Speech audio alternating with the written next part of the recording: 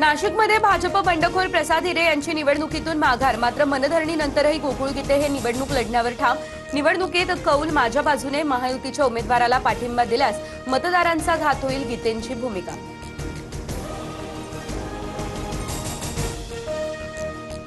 गोकुळ गीते यांच्यासोबत चर्चा झाली. त्यांच्या कुठल्याही अटी नाही, सकारात्मक निर्णय होतील. नाशिकबाबत आज गुड न्यूज देणार मंत्री गिरीश महाजन यांच्याकडून हा विश्वास. छगन भुजबळांकडून राज्यसभेच्या जागेवरून नाराजी व्यक्त. मी कबड्डीचा खेळाडू, बुद्धिबळाचा नाही, भुजबळांचे हे सूचक वक्तव्य. दुसऱ्यांच्या मुलांना जो न्याय तोच मलाही मिळावा, पक्षाकडे मागणी. नाशिकच्या येवल्यामध्ये ठिकठिकाणी भुजबळांच्या कार्यकर्त्यांची जोरदार बॅनरबाजी.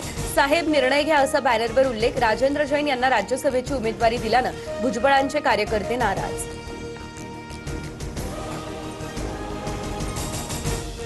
बारामतीचे नगरसेवक किशोर मासाळ यांची राष्ट्रवादीतून हकालपट्टी. तर ती क्लिप माझी नाही, व्हायरल ऑडिओ क्लिपवरून किशोर मासाळ यांचा घुमजाव. एकनाथ शिंदेच आमच्या मनातील मुख्यमंत्री, देवाभाऊंचं प्रमोशन व्हावं, त्यांनी देशाच्या सर्वोच्च पदी जावं, बच्चू कडूंचं वक्तव्य. तर 2029 मध्ये फडणवीस मुख्यमंत्री असतील, परिणय फुकेंचं हे उत्तर. दिल्लीमध्ये इंडिया आघाडीची बैठक. नीट पेपर फुटी, एसआयआर यांच्यासह 5 मुद्द्यांवर बैठकीत चर्चा. शिक्षण मंत्र्यांच्या राजीनाम्याची मागणी. उद्धव ठाकरेंची ऑनलाईन तर सुप्रिया सुळेंची प्रत्यक्ष हजेरी. इंडिया आघाडीच्या बैठकीत पंतप्रधान पदाच्या चेहऱ्याबाबत चर्चा. पीएम पदाचा चेहरा निवडला पाहिजे, उद्धव ठाकरेंनी मत मांडलं. खासदार संजय राऊत यांची माहिती. तृणमूल काँग्रेसच्या 20 खासदारांचं लोकसभा अध्यक्ष ओम बिर्लांना पत्र. राष्ट्रीय लोकशाही आघाडीला पाठिंबा जाहीर. खासदारांकडून राजीनामा किंवा भाजपमध्ये प्रवेश करण्याचा अद्यापही निर्णय नाही. शक्तीपीठ महामार्गाविरोधात आज कोल्हापुरात मोर्चा. कायदा सुव्यवस्था अबाधित राखण्यासाठी मोर्चेकऱ्यांना नोटीस बजावण्यात आली. शक्तीपीठ महामार्गाविरोधी संघर्ष समितीच्या सर्व प्रमुख पदाधिकाऱ्यांना ही नोटीस.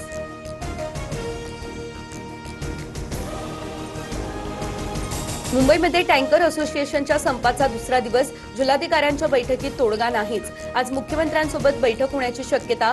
संपामुळे बांधकाम व्यवसायाला फटका.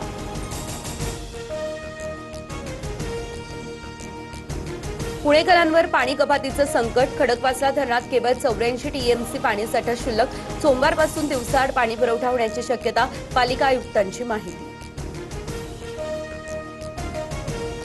केंद्र सरकारकडून प्रधानमंत्री उज्ज्वला योजनेच्या नियमांमध्ये मोठे बदल. सिलेंडर रिफिलची संख्या वार्षिक 9 वरून 4 वर. लाभार्थ्यांना केवळ 4 सिलेंडरवरच अनुदान मिळेल. हॉर्मुझची सामुद्रधुनी बंद राहिली तरी भारतात इंधन टंचाईची शक्यता नाही. भारताकडे कच्चं तेल, एलपीजीचा 30 ते 60 दिवसांचा साठा. संकटाचा सामना करण्यास भारत पूर्णतः सक्षम, चिंता करू नका. केंद्रीय पेट्रोलियम मंत्री हरदीप सिंह पुरी यांचं हे आवाहन. ट्रम्प सरकारचा H-1B व्हिसा शुल्क वाढीचा निर्णय हा बेकायदेशीर. अतिरिक्त 96 लाखांचं शुल्क वाढवण्याचा निर्णय बोस्टन कोर्टाकडून रद्द. अमेरिकेमध्ये काम करू इच्छिणाऱ्या भारतीय इंजिनियर्सना दिलासा.